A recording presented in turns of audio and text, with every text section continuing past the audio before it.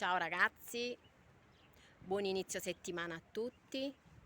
Oggi ci tenevo a farvi un piccolo video, sono in compagnia della mia bella Yaris, vabbè senza bella, solo Yaris, da quando me l'ha giocata Dio, solo Yaris, bella proprio forse un tempo che fu.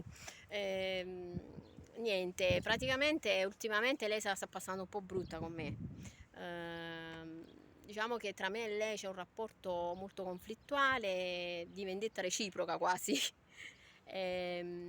Pochi giorni fa abbiamo fatto un incidente, vabbè, uno degli ultimi recenti. Ehm, e niente, volevo sapere come sta messa. Diciamo che tengono un buco con paraurto.